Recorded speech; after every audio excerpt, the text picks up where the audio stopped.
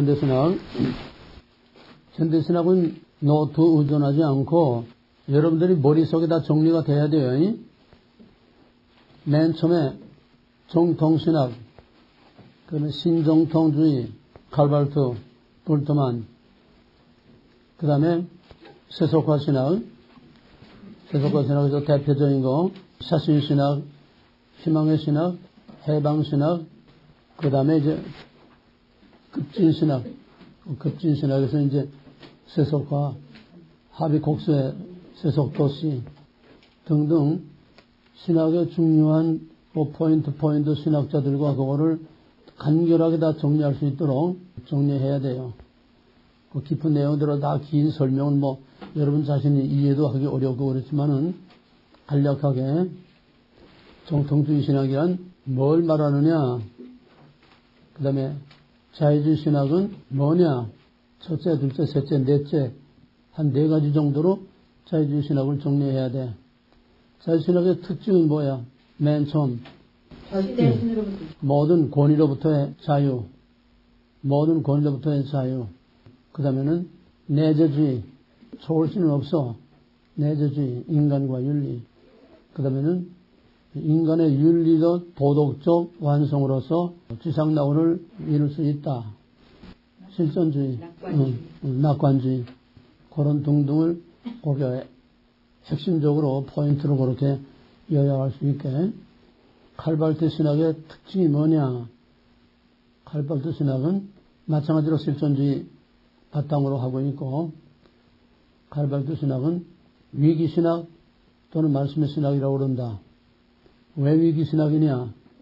자유주의 신학, 계몽주의, 이성만능주의, 과학만능주의로 인간이 지상낙원을 이룰 수 있다고 낙관주의로 희망에 꽉 부풀어 있었는데 제1차 세계대전으로 인해서 모든 것이 하루아침에 다 붕괴되니까 거기에서의 위기의식이 오게 된 게 이게 뭐냐? 인간이 할 수 있는 게 뭐냐?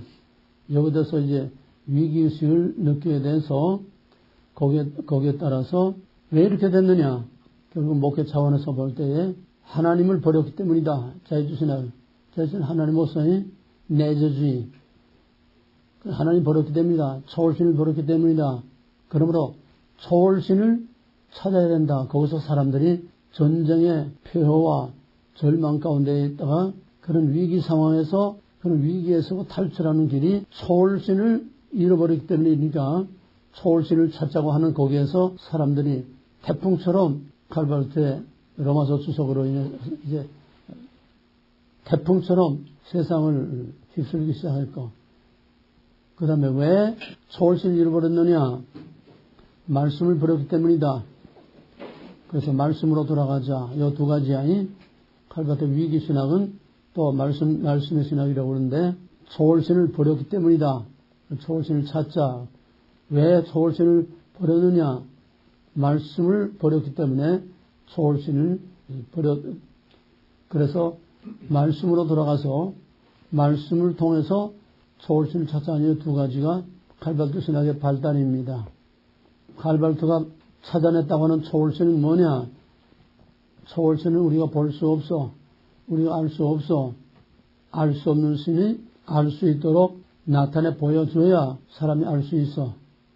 그래서 볼 수 없고 알 수 없는 초월신이 알 수 있도록 나타내 보여준 게 바로 예수를 통해서 예수 안에서 알 수 없는 초월신이 예수 안에서 나타났다. 예수 안에 나타난 그 초월신이 뭐야? 사랑. 그러니까 예수 안에 나타난 초월신은 우리가 믿는 성부 하나님, 바로 인격적인 신이 아니고 사랑이라고 하는 윤리적인, 정신적인, 사상적인 하나의 관념적인 거지 우리가 믿는 그 초월신이 아니라는 거. 그래서 예수 안에서 나타난 초월신, 즉 사랑을 통해서 우리는 예수 안에서 하나님을 만난다. 예수 안에서 하나님을 만난다. 그러므로 우리는 예수 안에서 하나님을 만나고 예수 안에서 우리는 예수, 하나님, 사람이 예수 안에서 하나가 되는 것이다. 예수 이꼬로 사람 이꼬로 하나님. 그 다음에 예수가 이제 완전한 사람이다. 그러므로 예수가 완전한 사람이기 때문에 예수가 선택된 거는 모든 인간이 다 선택된 거다. 예수 이코로 사람이니까 예수가 선택된 건 모든 사람이 다 선택된 거다. 그러므로 선택만 있고 유기는 없다. 하나님은 누굴 선택하고 누굴 버린 거 선택과 유기가 없다는 거예요.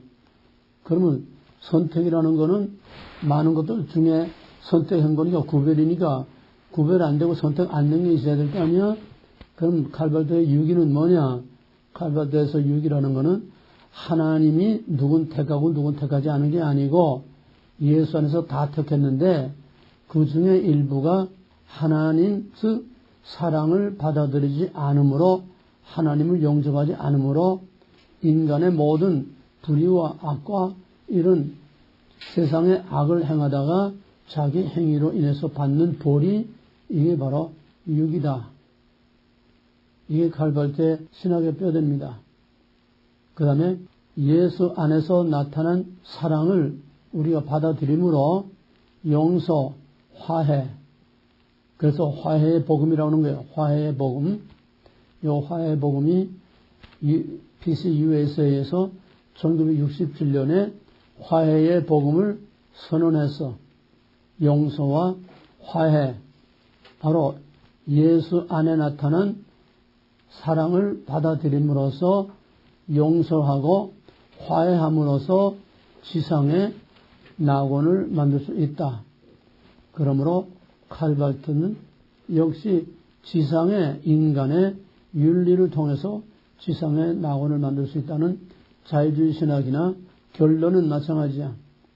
결론은 하나의 과정과 말과 표현과 방법만 다른 것뿐이지 결과는 인간의 윤리적 완성으로 지상 낙원을 만들 수 있다고 하는 낙관주의. 모든 게 다 낙관주의야. 다. 왜? 하나님 없는 신학은 다 낙관주의입니다. 그러므로 정통주의 이후의 모든 현대신학들은 전부 다 무신론 신학이에요. 인간에 의하여 인간을 위하여 인간의 낙원을 이 땅에 만든다고 하는 근데 꼭 같아. 공통점. 거기에 따로 이제 한 페이지 해준 자유주의 신학의 공통점, 현대신학의 공통점. 그 쭉 보면은 다 나와. 인본주의. 그 다음에 이제 같은 신정통주의에서 볼트만 확실하게 정리해. 멍청하고 듣지 말고. 볼트만은 맨 처음에 오리지널 예수를 찾았어. 왜?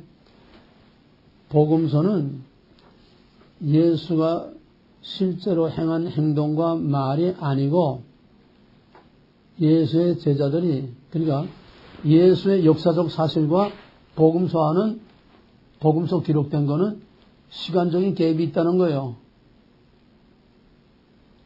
당연하지 않아. 예수가 역사적으로 살아서 행동하고 말한 거하고 복음서가 기록된 거하고는 시간적인 시차가 있어. 당연하지. 그러니까 그 시차를 통해서 복음서 저자들이 오리지널 예수를 볼 수가 없고 복음서 제자들이 그 오리지널 예수에게다가 옷을 입히고 분장을 시키고 그럴싸하게 신비로운 이런 요소들을 추가해가지고서 예수를 신격화해서 예수 종교를 만든 거다. 그러니까 복음서에 나타나는 예수는 전부 옷을 덧입히고 분장을 하고 이렇게 다 변형시킨 추가로 다 이렇게 꾸며진 예수지 오리지널 예수가 아니다. 근데 오리지널 예수를 찾아야 되는데 오리지널 예수를 찾을 수 없어. 오리지널 예수를 찾는다는 것이 역사적 예수를 찾는다는 거예요. 역사적으로 예수가 실제로 한 말, 역사적으로 예수가 실제로 한 행동. 근데 그땐 비디오 카메라도 없고, 그땐 무슨 뭐 녹음기도 없고, 거기에 대해서 기록한 이렇다한 기록을 찾을 수도 없고, 고고학적인 증거들이 아무것도 없어. 복음서 외에는. 복음서 외에 예수를 할 길이 없어. 그러니까 역사적 예수는 구호만 외치지 사실 증거를 하나도 내놓은 게 없어. 그러니까 복음서의 예수는 꾸며진 예수이기 때문에 이건 오리지널이 아니니까 믿을 게 못 되고, 진짜 예수를 찾자니 진짜 예수를 찾을 길이 없고, 그러니까 여기서 해석하게 나오는 거야. 복음서에 대한 해석하게 나와.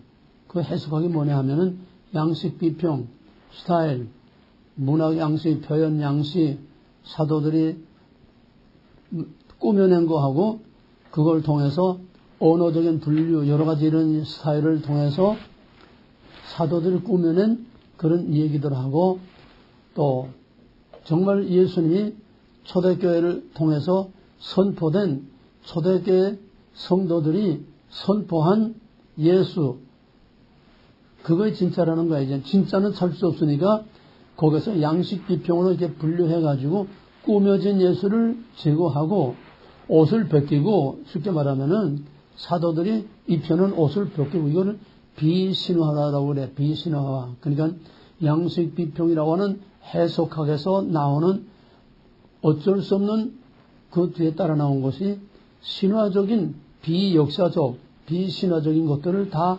걷어내야 그게 오리지널 예수에 가장 가까운 것을 찾아낼 수 있다. 그러므로 그 오리지널 예수라는 것은 초대교회 사도들과 성도들이 선포한 바로 그것이 선포된 말씀, 그래서 불트만에서 제일 중요한 것은 캐리그마야. 캐리그마. 선포된 말씀이 이게 오리지널 예수에 가장 가까운 거고, 복음서에 기록된 거는 덧입힌 옷들을 다 있기 때문에 이거는 믿을 진짜 예수가 아니다. 그래서 볼트만은 바로 진짜 예수를 찾기 위해서 양식 비평을 통해서 비신화 작업을 거쳐서 신화적인 요소, 꾸며진 요소, 덧입혀진 요소들을 다 걷어내고 벗겨내야 역사적 사실과 또 과학적으로 믿을 만한 그런 것들, 그 다음에 초대교회 성도들이 선포한 캐리그마, 그 선포된 말씀을, 그걸 우리는 오리지널로 믿어야 된다. 여기서 두 가지가 나와. 선포된 말씀과 초대교회 성도들이 믿었던 믿음의 예수하고 선포된 예수하고, 이걸 두 가지를 분류해요. 믿음의 예수는 그냥 믿음으로 믿습니다 하고 믿는 그 예수지 실제가 아니라는 거야. 이건 단순한 신앙 고백으로서의 예수하고, 캐리그마의 예수는 모든 덧입힌 것들을 다 걷어내고 거기서 진짜 선포된 예수이기 때문에 신앙의 예수, 신앙의 대상으로서의 예수가 아닌 신학적 작업을 통해서 덧입혀진 것들 다 걷어내고 비신화 작업을 통해서 걷어낸 그 선포된 그 말씀, 그것이 우리가 믿을 수 있는 거다. 이게 볼트만 신학의 뼈대입니다. 그 다음에 이제 세속화 신학으로 넘어가는 거죠. 세속화 신학의 희망의 신학, 그 다음에 해방 신학, 맨 처음에 사신 신학. 사신 신학이 왜 나오느냐? 2차 대전과 또 1차 세계대전과 2차 세계대전에서 엄청난 사람들이 죽고 엄청난 파괴가 일어나니까 신이 있다면은 도대체 신이 뭘 했느냐? 신이 할 수 있는 일이 뭐냐? 신이 세상이 이렇게 파괴되는데 신이 도대체 뭘 했느냐? 신이 할 수 있는 일이 뭐냐? 그러니까 신은 없다는 거야. 신이 할 일이 아무것도 없고 한 일이 아무것도 없다는 거야. 그러니까 그런 신은 없는 신이다. 사신신학이 거기서 나오는 겁니다. 아이탈저의 사신신학이. 그 다음에 이제 그런 절망 가운데서 희망의 신학이 나옵니다. 몰트만의 희망의 신학. 몰트만의 희망의 신학은 얼핏 읽으면은 우리가 믿는 복음의 신앙하고 거의 비슷한 것 같지만은 가장 중요한 거는 몰트만도 역시 현대신학에 공통된 모든 공통점과 마찬가지로 결국은 모든 인간은 궁극적으로 희망이 있다. 왜? 예수가 다시 오심으로 종말에는 이 세상이 악인이나 의인이나 다 선하게 돼서 지상에 정말 그런 낙원이 이루어진다고 하는 종말에 예수가 오심으로 지상에 완전한 구원이 이루어지고 완전한 지상에 평화와 낙원이 이루어진다고 하는, 그러므로 종말에는 이런 희망이 있도록 그렇게 작정되어 있다는 거예요. 반드시 종말에는 그런 희망이 온다는 거예요. 이게 한 단계 더 발전돼 가지고 그 다음에는 해방신학, 주로 남미를 중심으로서 이루는 해방신학이 뭐냐 하면은, 아니 가만 종말까지 기다린다고 좋은 세상이, 그런 세상이 오겠느냐? 뭔 얘기 알겠어? 종말까지 예수님이 와서 살기 좋은 세상 만든다고 그날까지 가만 기다릴 수 있겠느냐? 지금 당장 압제와 착취를 당하고 있는데, 신학적인 논쟁, 말장난 가지고는 이건 아니다. 교리나 말장난, 신학이나 이런 말과 문자로 이것만 가지고는 아니다. 이제는 한 발 더 적극적으로 나가서 인간의 힘으로 싸워서 저 압제하는 자들을 다 때려 부시고 인간의 힘으로 모든 악을 제거하고, 그래서 인간의 힘으로 이 땅에 살기 좋은 세상을 만들어야 된다. 이게 해방신학이요. 해방신학의 그 배경은 남미에서 나왔는데, 남미의 해방신학의 배경이 뭔가 하면은, 남미는 주로 미국과 유럽의 자본가들이 들어가서 거기에서 아주 대대적인 기업들을 만드는 거야. 대대적인 기업. 한 예를 들면은 아르헨티나는 그 스페인 사람들이 이제 왔지 않아? 아르헨티나는 땅이 워낙 넓으니까, 내가 1994년 아르헨티나에 갔더니 우리 형님 친구 그 교회 장로가 있는데, 백장로라고, 그 양반이 아르헨티나에 자기가 갖고 있는 땅을 대한민국 국민에게 한 쪽씩 다 놓아줘도 다 주지 못하고 남는 땅을 가지고 있대. 한 사람이. 땅이 워낙 넓으니까. 그러니까 스페인 사람들이 와서 자기 걸 주장하고 자기가 갖는 게 자기 땅이야. 뭐 누구한테 산 것도 아니야. 근데 지금은 이제 사지만은 그만큼 이제 땅이 넓고 싸니까 그 뭐 하느냐. 방목을 해. 그 아르헨티나의 평지는 이 습지가 많고 초지가 많아. 이제 관목이 많고. 그러니까 방목을 하는데 소가 몇 마리인지 몰라. 거기서 관리하는 현지인 하나 놔두고 소가 몇 마리인지 뭐 울타리가 있는 것도 아니고 그냥 그저 방목을 해. 그러다가 이제 1년에 뭐 한 번이나 두 번이나 이제 대형 추록들이 이제 몇십 대 와가지고서는 소들을 그냥 거기다 싣고 나가는 거야. 그럼 거기서 자연으로 거기서 생식 번성하는 거야. 그러니까 거기서 생식 번성, 자연 번성하니까 그냥 1년에 몇 번 와서 그냥 그 소들 시로 가기만 하면 돼. 뭐 거기에 사는 사람은 그냥 밥이나 먹도록 그냥 겨우 주면 되는 거고. 그러니까 투자하는 것도 오고 사려주는 것도 오고 아무것도 오고 가만 앉아서 그냥 1년에 수백 마리씩 그냥 소들이 팔려 나가니까 그냥 가만 앉아서 다 먹는 거야. 그럼 현지는 뭐냐? 현지는 죽도록 일해봐야 땡돈 한 푼 남는 게 없어. 그냥 밥이나 겨우 얻어 먹는 거야. 이게 한 예를 든 거야, 내가. 그러니까 남미에는 미국과 유럽 사람들이 들어와가지고 전부 다 투자를 하고 기업을 만들고 해가지고서 남미 사람들을 부려만 먹고 돈은 저희들이 다 걷어먹으니까 남미 사람들은 죽도록 일해봐야 나아지는 게 하나도 없다는 거야. 달라지는 게 하나도 없다는 거야. 지방칸 말을 못하고서 겨우 그 밑에 붙어서 밥이나 얻어먹는 이거를 종속이론이라고 해요. 종소는 거기에 속해서 정말 노예 아닌 노예처럼 완전히 속해 있어서 그들을 위해서 그냥 죽도록 충성하는 것뿐이지 말하자면 노예와 같다는 거야. 여기에 반기를 들고 일어난 것이 바로 해방신학이야. 이해가 되겠어요? 그들을 통해서 그러니까 그를 자본가들을 다 때려 없애버리고 우리 스스로 압제하는 자를 없애고 우리 스스로 우리를 지배하고 우리를 착취하고 이런 제도적인 이 악을 다 없애버리고 우리 스스로 그들로부터 싸워서 투쟁해서 눌린 자, 갇힌 자, 가난한 자, 병든 자를 구출해내야 된다는 거야. 이게 해방신학이야. 이거를 다른 말로 말하면 혁명신학이야. 혁명신학. 공산주의 혁명과 똑같아. 오늘 북한의 공산주의자들이 말하는 것과 똑같아. 눌린 자들, 압제당하는 자들을 해방해야 된다고 하는 거. 남한은 미제국주의에게 압제를 당하고 있는 그들을 해방해야 된다고 하는 거. 똑같아. 바로 프란체스코 교황이 바로 여기서 나왔다는 걸 우리는 주시해야 됩니다. 뭔지 알겠어?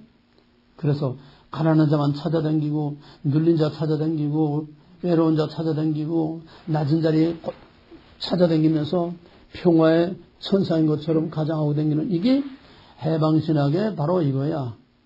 사람들을 속이면서. 그러나 이걸 비약시키면은 공산주의의 해방이라고 하는 건 해방이 아니라 노예화시키는 거야. 공산주의 해방은 해방이 아니라 구원이 아니라 노예화시키는 거야. 이걸 우리가 놓쳐서는 안 돼. 내가 작년 1년 동안에 엘러지가 완전히 엘러지로부터 자유했는데 이번에 겨울에 2달 반 동안 감기를 그냥 먹지 못하고 자지 못하고 계속 그러고 또 이제 위장병으로 계속 그냥 몇 달째 그러니까 면역이 떨어져가지고 엘러지가 돌아와. 이런 해방신학이 결국은 뭐냐? 혁명신학이야. 공산주의 똑같아. 사회복음주의라는 건 어떤 특수한 이즘을 말하는 게 아니야. 인간의 힘으로 살기 좋은 세상을 만들자 하는 게 사회복음주의이기 때문에 해방신학도 사회복음주의, 모든 자유주의, 현대신학 다 사회복음주의야. 인간의 힘으로, 인간의 윤리적 완성으로, 다만 방법들만 다른 거야. 해방신학은 물리적인 투쟁으로 싸워서 저놈들 때려부시고 거기서 구출을 해서 우리 스스로 자유를 얻어야 된다고 하는 거. 가장 적극적인. 그래서 남미의 게리라들이 해방신학에 충동해가지고 게리라들이 일어나는 겁니다. 바로 이 해방신학을 한국적 해방신학으로 변형을 시킨 거야. 그게 민중신학이에요. 민중신학. 민중신학은 한국의 해방신학이야. 그래서 해방신학이 뭐라고 한마디로? 무슨 이론? 종속이론. 종속이론. 이게 해방신학의 키워드야. 종속이론. 바로 한국의 민중신학, 한국의 해방신학이 기독교 장로회의 그 신학자들에 의해서 이게 이제 본격적으로 한국에 심어지기 시작했어. 그래서 기독교 장로회 한국신학대가 나온 사람들이 기업체대, 중소기업의 위장 취업에 들어가가지고서 그 노동자로 위장 취업에 들어가가지고서 거기서 사람들 자꾸 세뇌시켜, 뭘 세뇌? 종속 이론을 자꾸 심어주는 거야. 1%의 가진 자 때문에 99%가 지금 다 착취를 당하고 너희들 죽도록 일해봐야 집 한 칸 마련하지 못하고 죽도록 일해봐야 겨우 돈 벌어서 집에 몇 푼 붙여주고 이 뒷공사리밖에 못해. 저놈들을 때려 부시고 우리 스스로 자유를 얻어야 돼. 이걸 자꾸 심어줘가지고 이게 우리나라에서 맨 처음 이 민중신학 터지기 시작한 것이 우리나라 산업화 과정에 70년대 초반에 산업화 겨우 일어나기 시작할 때 뭐부터 시작했는지 알아? 우리나라 산업화가 뭘부터 시작했는지 알아? 가발공장으로 시작했어. 내가 바로 면목동의 가발공장 다음 옆에 살았어. 이게 우리나라 노동운동 발단이야. 시작이야. 그러니까 종속 이론을 그냥 심어줘가지고 이놈들 죽도록 일해봐야 저놈들 다 때려 부숴야지 저놈들 있는 한 우린 죽도록 일해봐야 노예밖에 안 돼. 그래가지고서 그 여공아이들이 시골에서 올라온 여공아이들은 처음에는 돈 벌어서 집에 보내는 그 기쁨 때문에 그냥 서로 오버타임을 그 조장들한테 그냥 뇌물을 쏘가면서 그냥 막 시간 더 달라고 그러고 8시간, 16시간, 10시간 부족해서 그냥 그저 어떻게 하면 더 일할까 정말 꿈에 부풀어서 이렇게 했는데 이 사상에 들어가니까 그때부터 이게 공산주의 수법이야. 불평을 심어주고 불평이 이제 꽉 차게 되면 그 다음에 목표를 딱 정해줘. 너 누구 때문에 이렇게밖에 안 되느냐. 목표를 정해주고 그 다음에 증오심을 불러오니까 똑같아. 지금 촛불 문화나 똑같은 거야. 증오심을 줘. 저놈들이 다 죽여버려. 없애버려야 너희가 자유를 얻을 수 있다. 이게 해방이야. 그러니까 이 여공아이들이 처음에는 희망과 꿈에 부풀어가지고 그냥 열심히 그냥 땀 흘려 허리 쫄고 일하다가 그게 아니다. 이젠 완전히 세뇌가 돼가지고서 일도 하지 않고 파업을 하고 그 다음에 그 수출품 나가는데 나가지 못하게 전문에 전부 다 그냥 저통 뚫어내놓고 거기다 불어넣어가지고 수록이 나가지도 못하고 들어도 못하게 하고 이런 야단을 하다가 경찰이 지나가니까 마포에 민주당 당사로 가가지고서 거기서 데모하면 이러면서부터 우리나라의 노동운동과 우리나라의 반정부 투쟁운동이 여기서부터 시작해. 그 이상 내가 기니까 얘기하지 않겠어. 이게 해방신학이라는 거야. 내가 언젠가 한번 슬쩍은 한번 쭉 얘기를 했어요. 내가 그 과정을. 그래서 이제 학생운동, 농민운동, 민노총, 노동운동 전부 다 여기서 발달한 거야.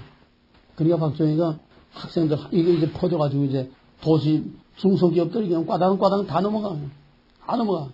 그러다 이제 국민들이 너무너무 그냥 막 이놈들을 지겨워하니까 왜? 중소기업들이 다 넘어지니까 도시산업설계에 들어가는 다 도산한다. 도산에게 산업이 다 뒤엎어진다는 거야. 그때만 해도 여론이 순수하니까 여론이 또 이걸 뒷받쳐주고 하니까 이게 설 자리를 국민들로부터 배신당하면 혁명이라는 건 국민의 지지를 얻어야지 국민들로부터 배신당하면 혁명은 절대 못해. 공산주의 이런 원리야. 국민으로부터 버림받으면 절대로 혁명을 못한다는 거야. 그 다음에 도시산업선교 여기서 네 김문수고 뭐고 전부 다 그때 위장 취업해가지고 이 짓 하던 놈들이야 다. 지금 운동권 김문수는 이제 전향했지만은 그러니까 이놈들이 이제 자라모가처럼 그냥 싹 숨기서 그 다음에 학교로 들어가서 학생들을 움직여가지고 학생들을 움직일 수 있어 하면서 여기에 이제 끼어든 것이 주사파가 끼어드는 거야. 학생운동을 들어가서 거기서 이제 세뇌 공작을 하니까 거기 끼어든 것이 이제 80년대 주사파 사상이 거기에 이제 김일성이 공작금 내려보내가지고 머리전문도 공부시키면서 내가 지금 임종서이가 바로 그 세대야. 거기서 공작금 받으면서 공부하고 학생회장하고 이런 것들이야. 이제는 목사나 신학자가 이제는 할 일이 없어. 왜? 이제는 완전히 자생적으로 이제 자립을 하니까 이제 저희는 이제 할 일이 없어. 저희는 그래서 데모를 하면 되는 거고 이제 자생적으로 학생운동이 너무 심해지고 체류탄 때문에 못 살겠다고 막 그냥 아우성치고 뭐든 그 장사하는 사람들이 다 그냥 넘어지고 망하고 그러니까 학생운동이 또 이제 주춤하면서 어디로 갔냐면 각 공장으로 들어가서 그다음에 차원이 다르게 노동운동하는 게 여기 민노총을 만든 거야. 그러니까 학생운동에서부터는 주사파와 북한 공산주의 사상이 들어가니까 단순한 해방신학의 종속 이론하고는 달라. 그걸 해방신학의 종속 이론은 비례도 순수한 편이야. 여기에 북한의 지령에 의해서 움직이는 주사파의 사상이 들어가니까 이땐 완전히 공산주의 혁명이야. 해방신학은 가진 자 때문에 못 사니까 가진 자를 때려 눕혀야 된다. 이 정도 수준인데 이제는 그게 아니라 완전히 공산주의가 들어가지고서 현 정부를 타도하고 공산적과 통일을 하자는 이거로 나가기 때문에 이제는 국가 차원의 반정부 투쟁이 되는 거야. 민노총, 농민. 이게 전부 다 급분하고 해방신학에서 발달된 오늘의 상황이 바로 거기서 온 거야. 누가 뿌리냐? 기독교 장로회, 한국신학대학, 이 목사들, 신학자들, 이게 뿌리야. 문익환이, 문동환이, 안병, 천부 이런 것들. 해방신학이라는 거는 그래서 남미뿐만 아니라 아프리카까지 뻗어나가면서 사방에 게리라, 반정부 투쟁. WCC는 이걸 또 자금을 대주고 지원해주고 무기를 대주고 혁명을 자꾸 조장시키는 거야. 그러다가 그것도 이제 한계가 오니까 그 다음에는 좀 더 이제 적극적인 급진신학들이 자꾸 이제 나오게 되는 겁니다. 그 다음에 이제 세속화신학 하비콕스의 세속화신학이라든지 그건 여러분들 교재되고 쭉 보세요. 거기까지가 주로 중요한 거고 그 다음에 몰트만의 희망의 신학하고 또 하나는 판넨베르크 다 마찬가지야. 약간의 차이만 있을 뿐이지 판넨베르크도 종말에 좋은 세상이 반드시 오게 돼 있다. 희망의 신앙. 종말에는 반드시 좋은 날이 오게 돼 있다. 그러나 우리가 예수가 오심으로 공의의 심판과 구원을 통해서 영광스러운 새하늘과 새 땅에 그 좋은 날이 아니고 전부 다 지상의 낙원이라는 거예요. 희망의 신앙하고 우리의 종말론적인 신앙하고는 확실히 구별돼. 하늘이나 땅이냐, 그 다음에 공의의 심판을 통해서 평화의 나라를 이루느냐, 아니면은 이 희망의 신앙은 뭐냐 하면은 종말이 오면은 예수가 그리스도께서 와서 모든 악한 자들을 다 심판해서 선한 자들로부터 분리시켜서 선한 자들을 구원하고, 그 다음에는 악한 자들을 분리해 놓고 그거로 심판하고 징벌하는 게 아니라 그 악한 자들을 또 새롭게 해서 선한 자나 악한 자나 다 선하게 돼가지고 다 그리스도를 섬기는 그런 천국 지상 낙원이 온다는 겁니다. 이 세대주의로 말하면은 후철론설과 같은 거예요. 마지막에 도덕적으로 완성돼서 지상에 영원한 낙원이 이루어진다고 하는 거. 이 판넨베르크와 몰트만의 대동소이한 희망의 신학입니다. 자, 오늘은 미국 신학과 두란노의 족보. 오늘 아주 중요한 거네. 정신 바짝 차려 들어요. 미국 신학과 두란노 신학의 계보. 족보, 계보. 맨 처음에 큰 1번, 맨 처음에 프린스턴 신학.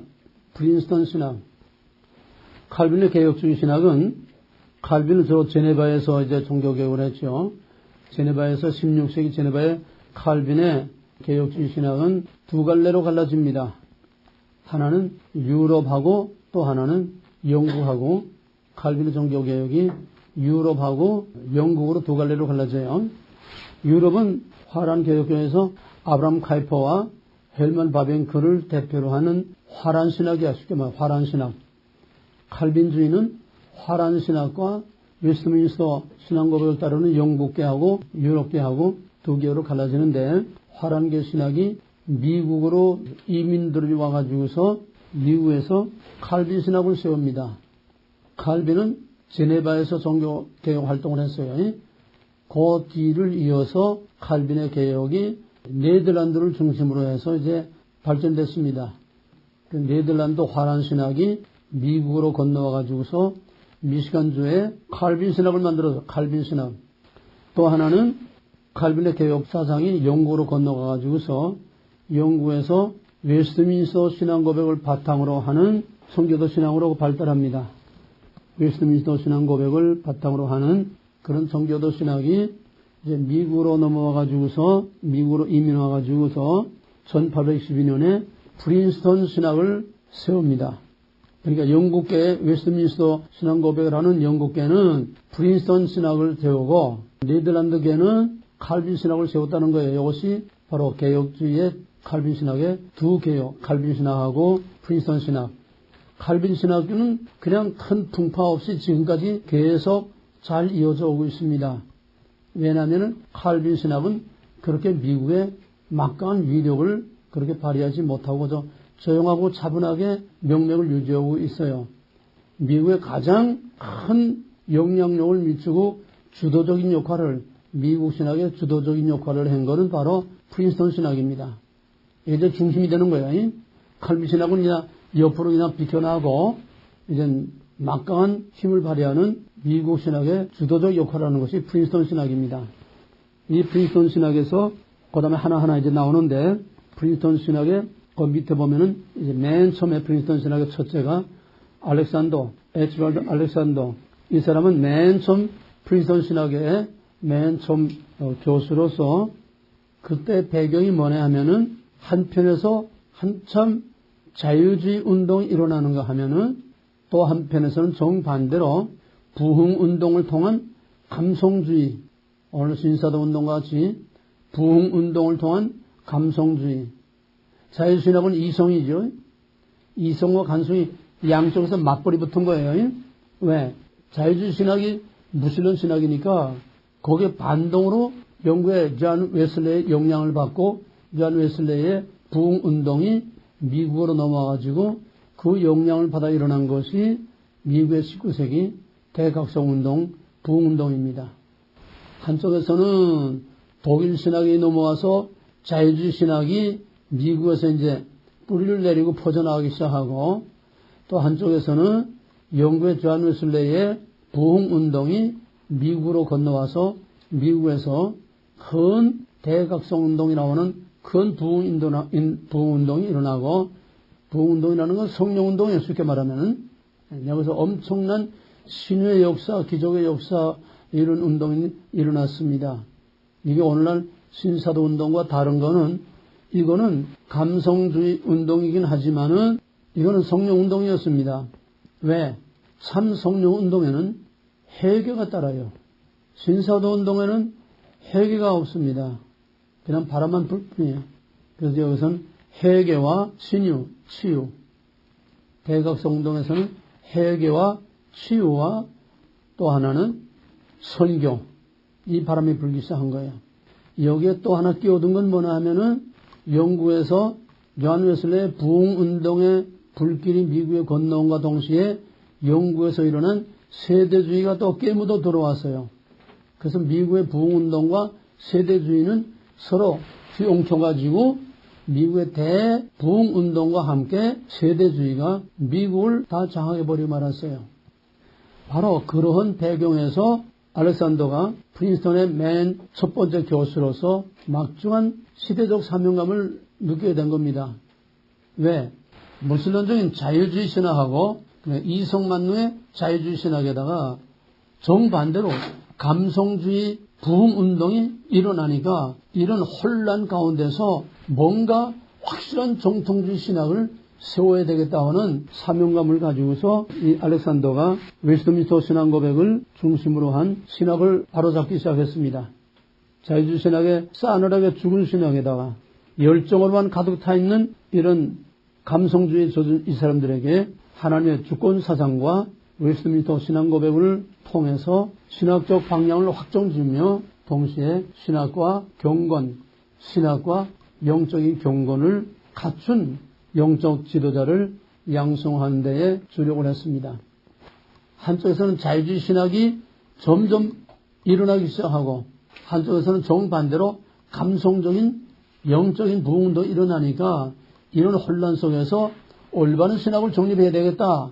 그래서 하나님의 주권 신앙과 웨스트민스터 신앙 고백을 토대로 한 바른 신학을 세움과 동시에 이 알렉산더는 이거냐 저거냐가 아니라 두 가지 요소 중에서 올바른 신학과 함께, 내 말은 교리주의 신학을 위한 신학 이게 아니라 지식, 이성 이쪽으로만이 아니라 바른 웨스트민스터 신앙 고백에 의한 바른 신앙과 함께 경건은 영적인 거예요.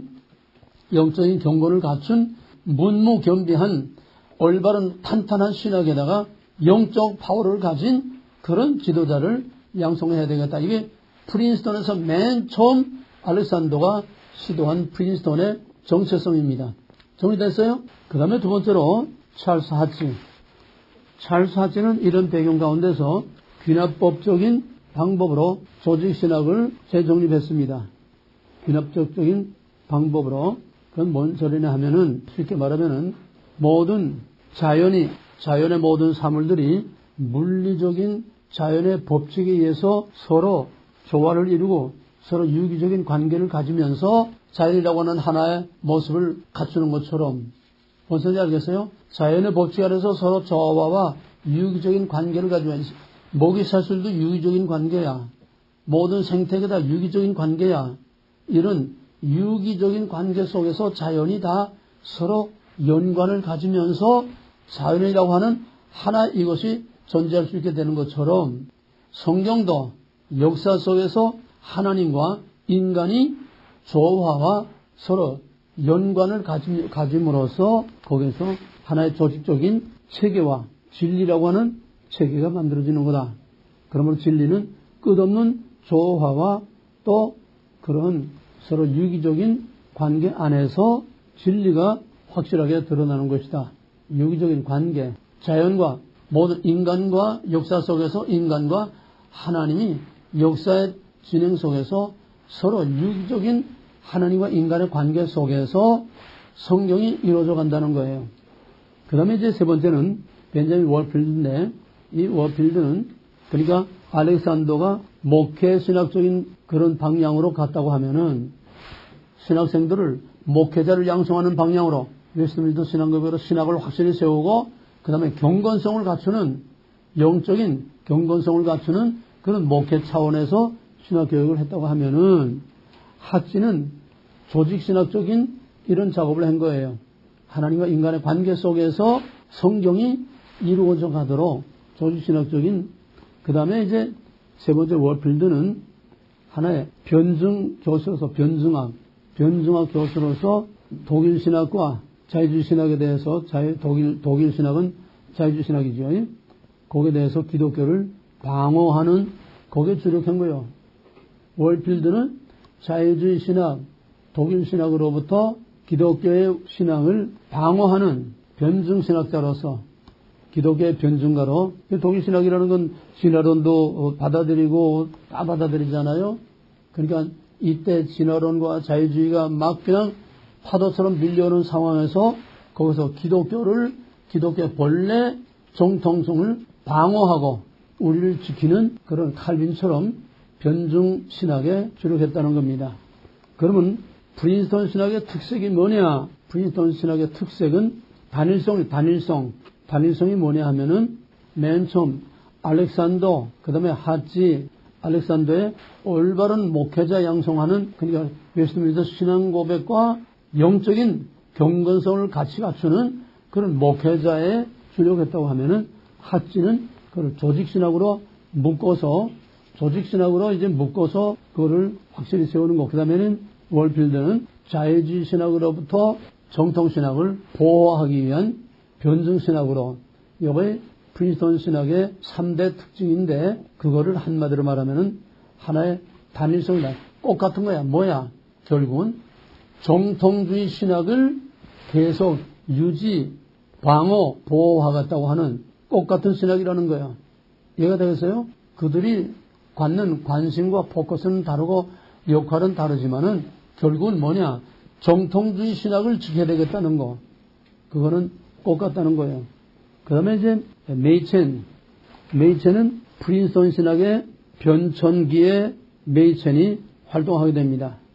변천기라는 뭐냐? 프린스턴 신학이 점점 자유주의 물결로 점점 이제 들어오게 돼서 프린스턴 신학도 거의 자유주의에 점령을 당해서 이 자유주의 물결이 프린스턴의 정통성을 다 짓밟고 프린스턴을 거의 다 먹어 들어오기 시작했어요. 이런 상황에서 그래서 메이천은 역시 월필드처럼 그런 자유주의 물결 속에서 정통신학을 마지막까지 지키고 변호하려고 하는 그런 역할을 할 수밖에 없는 겁니다. 그래서 자유주의 신학은 기독교의 역사성을 부정해. 예수의 역사성을 부정해. 무슨 말이냐? 예수와 실제로 십자가에서 죽고 동정로 잉태하고 예수가 실제로 부활하고 예수가 실제로 우리를 구원하는 역사적인 부활, 역사적인 동정로 잉태, 역사적인 모든 사실들을 자유주의 신학은 다 부정합니다. 그런데 비해서 메이체는 바로 기독교 역사를 액면 그대로 우리가 믿는 대로 사도들과 예수 그리스도의 구속 사건, 그거를 복음적인 역사적 사건으로 그대로 보는 거예요. 역사성을 강조하는 거예요. 우리가 지금 믿고 있는 그대로 예수님의 모든 사실을 다 역사적인 팩트, 사도들의 모든 활동과 사도들의 가르침이 역사적으로 사실 그대로라고 하는 거, 역사성을 강조하는 거. 왜 역사성을 강조할까? 왜 역사성을 이렇게 강조하면 될까? 메이천의 활동 무대가 어떤 무대라고? 메이천의 시대가 어떤 시대라고? 자유주의의 프린스턴의 자유주의 물결이 다 들어와가지고서 프린스턴에 위기를 당할 상황이 되니까 그걸 끝까지 막아내고 끝까지 정통신학을 지켜내기 위해서 방어신학, 변증신학. 그러면 자유주의 신학은 뭐예요? 사도들과 예수의 역사성을 부인하는 거야.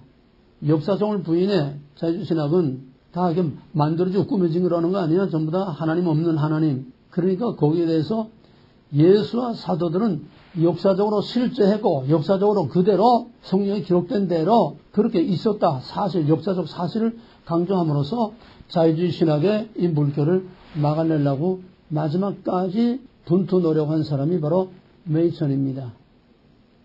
그러다가 이제 그 다음에는 결국 1929년에 와가지고서 메이천은 더 이상 거기서 배견하지 못하게 결국은 밀려납니다. 쫓겨나는 거예요. 자유주의 물결에 이제 완전히 자유주의가 장악했으니까 자유주의 신학자들의 물결에 더 이상 혼자 버텨내기는 역부족이고 이제는 더 이상 버티지 못해서 결국은 거기서 밀려나다시피 쫓겨납니다. 쫓겨나가지고 1929년에 필라델피아에 웨스트민스터 신학교를 세웁니다. 신학교 몇 개 나왔어 이제? 신학교 몇 개 나와서 뭐뭐 나와서 전부 다 봐봐. 맨 처음에 칼빈 신학, 그 다음에 프린스턴, 그 다음에 웨스트민스터. 그리고 웨스트민스터 신학교는 칼빈 신학하고 프린스턴 신학은 처음부터 유럽에서 이민 온 사람들이 세운 신학교예요. 근데 웨스트민스터 신학교는 프린스턴 신학교에서 쫓겨난 메이천이 필라델피아에 세운 학교입니다. 메이천이 뭐라고 했냐면은 그 교재 보게 되면은 웨스트민스터 신학교를 세우고서 맨 처음 개교 예배를 들 때, 개강 예배를 할 때 메이천이 뭐라고 했냐면은 프린스턴 신학교는 이제 죽었지만은 프린스턴 신학교의 전통은 우리 웨스트민스터에 의해서 계속 살아있고 웨스트민스터 신학교는 하나님의 은혜로 계속 프린스턴의 정통성을 손상시키지 않을 것이다. 뭐 먼저 얘기가 돼서 프린스턴의 정통성은 뭐야? 알렉산더, 하치, 월필드 그 세 사람에 의해서 지켜내려온 프린스턴의 정통성은 뭐야? 정통주의 신학이야. 정통주의 신학이 이제 자유주의 신학인데 다 이제 먹혀가지고 마지막 남은 보루의 맨천이 쫓겨나게 되니까 바로 프린스턴의 정통성, 프린스턴은 죽었지만은 프린스턴의 정통은 우리가 그대로 이어받는다. 웨스트민스터 신학교가 이어받는다. 그래서 프린스턴의 정통주의 신학은 웨스트민스터로 넘어오게 됩니다. 그 다음에 이제 말할 것도 세 번째로는 자유주의 신학을 강력하게 배척하는 겁니다. 여기까지 일단 정리해 놓고 그러면 좀 족보를 좀 정리해 봐야 되겠어요. 정교개혁의 맨 처음 칼빈의 신학이 화란 신학으로 하나 오고 하나는 영국으로 와서 여기서 웨스트민스터 신학급이 나오게 되는데 화란 학파에서 여기서 나온 것이 칼빈 신학교예요. 미시간의 칼빈 신학교. 그 다음에 영국에서 넘어온 웨스트민스터 신학급의 그 계열에서 넘어온 사람들이 프린스턴 신학교를 세웠습니다. 프린스턴 신학교가 또 자유주의화함으로써 여기서 갈라져 나온 것이 웨스트민스터 신학교. 그러면 현재 미국에 지금까지 정통주의 신학을 지탱해 오는 것은 칼빈 신학교하고 웨스트민스터 신학입니다. 이것이 정통주의 신학을 지켜오고 있는 거예요. 칼빈 신학은 이렇다 할 큰 변동 없이 오늘까지 그냥 그대로 유지되어 오고 있는데 왜? 칼빈 신학은 미국의 주도권을 갖는 그런 막강한 파워를 갖는 그런 신학교가 아니에요. 그냥 조용히 그 자체로서 유지되어 오고 있는데 미국의 중심에서 미국의 교회들을 영향을 미치고 있는 가장 막강한 힘이 프린스턴이었으니까 프린스턴이 자유돼서 죽으니까 거기서 나와서 웨스트민스터가 나왔는데 지금 이 웨스트민스터가 미국에서 가장 대표적인 지금 보수 신학인데 엄밀히 말하면은 이 웨스트민스터도 지금 다 잡동사니로 다 뒤섞이고 말아서 이제 미국의 진짜 보수는 거의 찾아보기 어려울 만큼 그나마 이제 칼빈 신학교가 큰 풍파 없이 그나마 보존돼 오고 있는데 예외 없이 어디나 다 섞여 들어오고 확 바뀌는 게 아니라 살금살금 칼라가 점점 달라진다는 얘기예요. 세속화돼 가고 있는 거야. 어쩔 수 없어. 그럼 내가 왜 얘기를 하느냐. 한경직과 김재준이 프린스턴 나왔어요. 자, 이제 잘 들어. 프린스턴에서 웨스트민스터로 갈라져 나온 이후는 그 이전을 구 프린스턴이라고 그래요. 구 프린스톤, 그 정통성을 갖는 프린스톤이야. 갈라져 나오고서는 완전히 자유주의 쪽으로 다 갔기 때문에 그때는 그 프린스톤의 영광스러운 그런 찬란한 프린스톤이 아니라 이미 자유주의화된 프린스톤이야.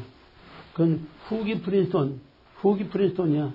그러면 김대중과 한경직은 이미 자유주의화된 후기 프린스톤을 생긴 거야. 이게 한국 장로교의 두 뿌리인데 이제는 한국교회로 넘어가는 거야. 한국교회로 넘어가서 해방이 되고 나서 한국의 장로교는 대표교단입니다. 대교단이에요. 나머지 감리교도 별 그렇게 감리교는 경기도를 중심으로 해서 또 황해도 하고 그 일부 저기였지 그렇게 전국적으로 파워를 갖고 있지 않았어요. 장로교는 평양을 중심으로 해서 막강한 파워를 갖고 있었습니다. 대교단이에요.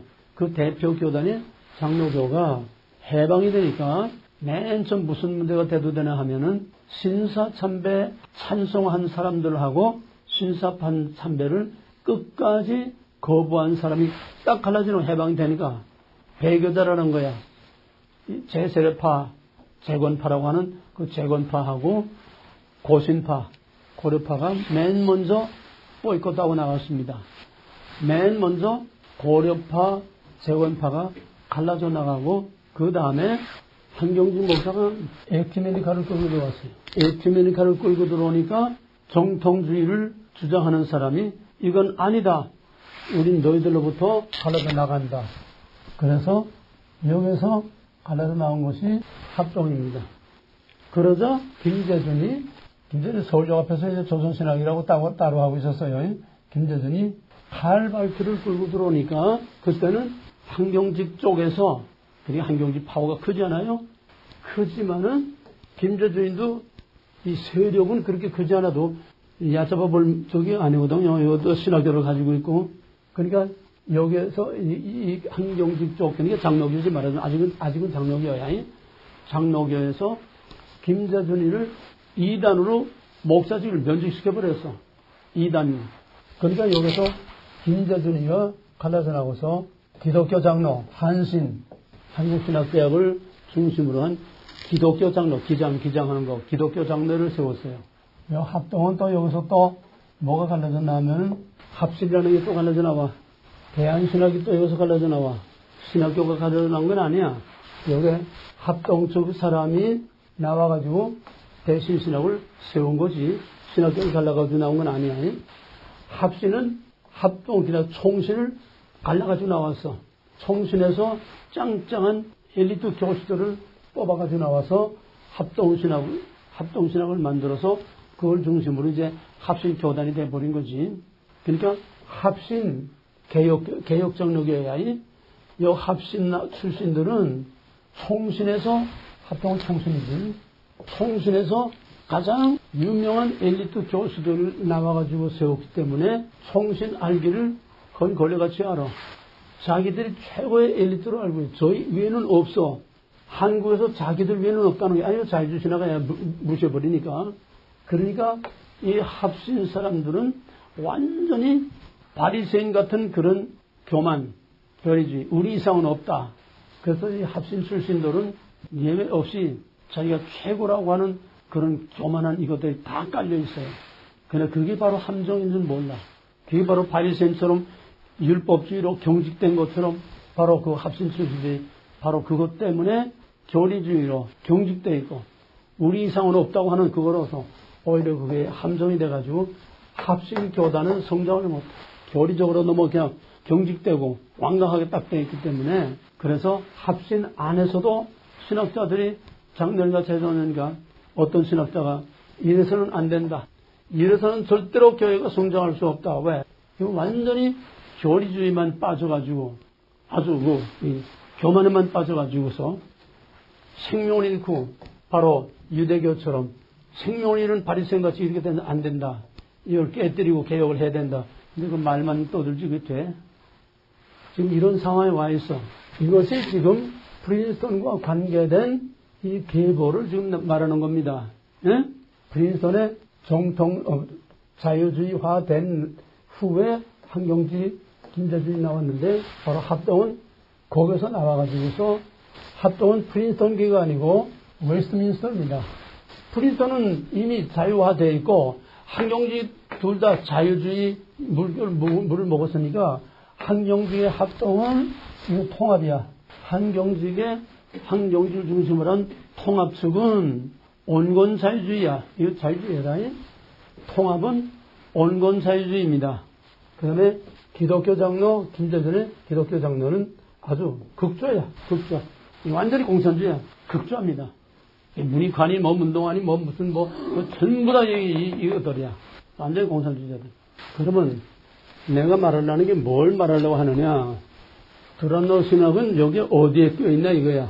두란노 신학의 뿌리와 족보는 뭐냐 이거야. 이걸 너희들이 확실히 정확하게 알아야 돼. 이게 굉장히 중요한 거야. 너희들의 신학적인 정체성, 신학적인 족보, 신학적인 계보.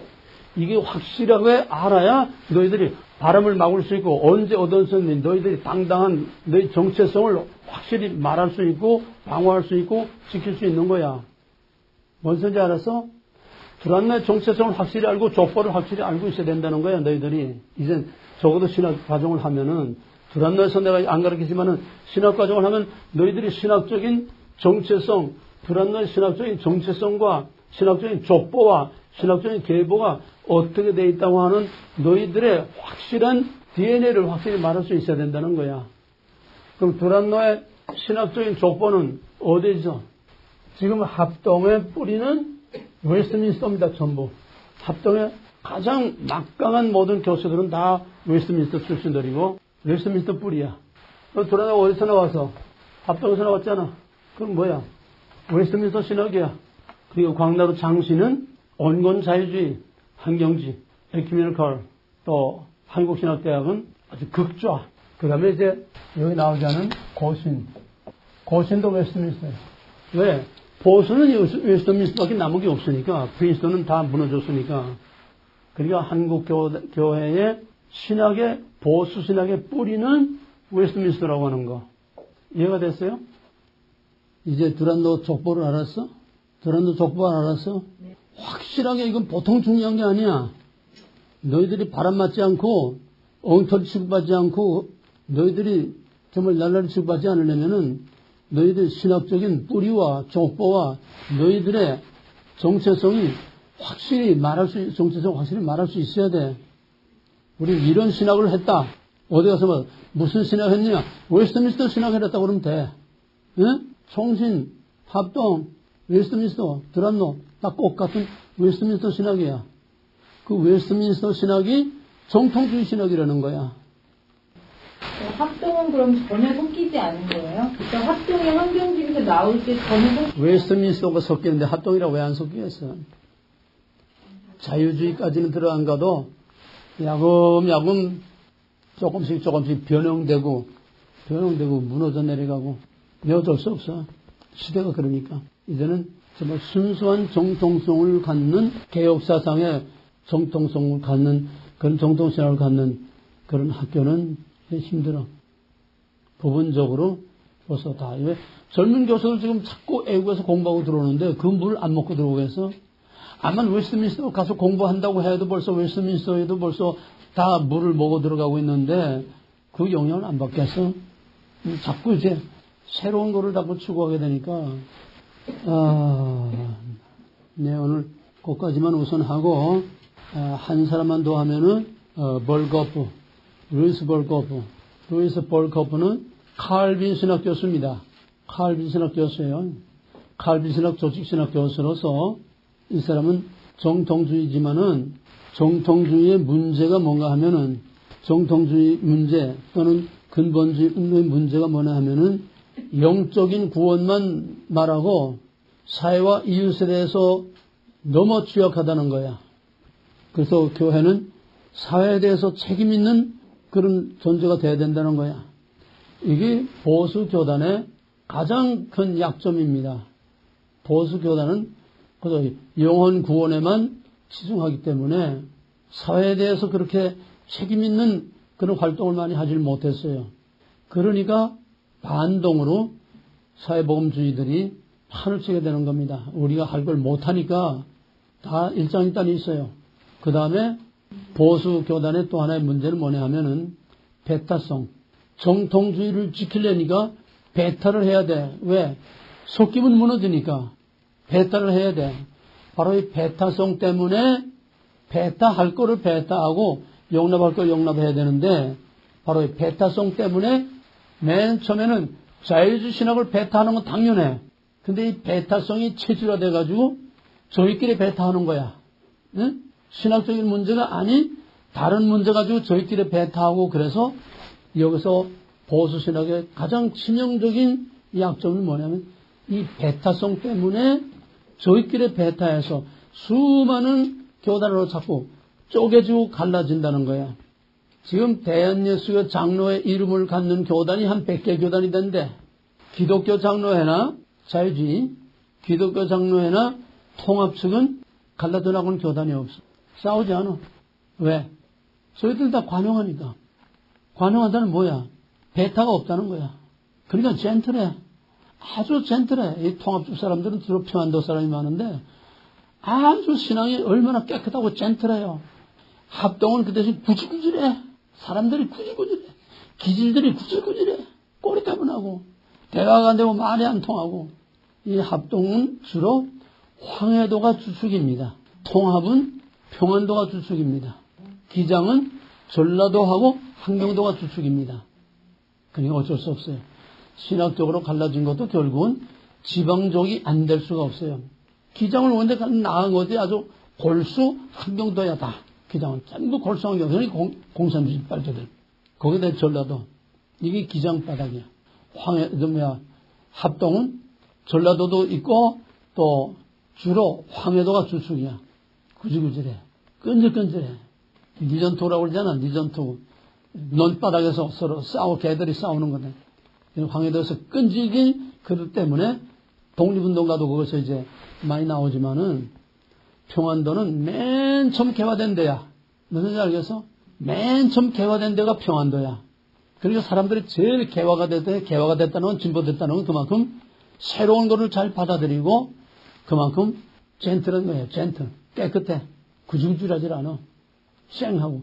원래 기질이 또 평안도도 그런 기질이지만은 이런 지방적인 이런 것들이 이제 섞여 있어. 예, 그 다음에 뭐 한두 개 남았는데 그거는 여러분들이 그냥 교재가지고 익히고 오늘은 여기까지만 우선 하겠습니다. 미국과 한국의 보수신학과 진보신학, 미국과 한국의 자유주의 신학과 정통주의 신학 그 계보가 어떻게 됐느냐.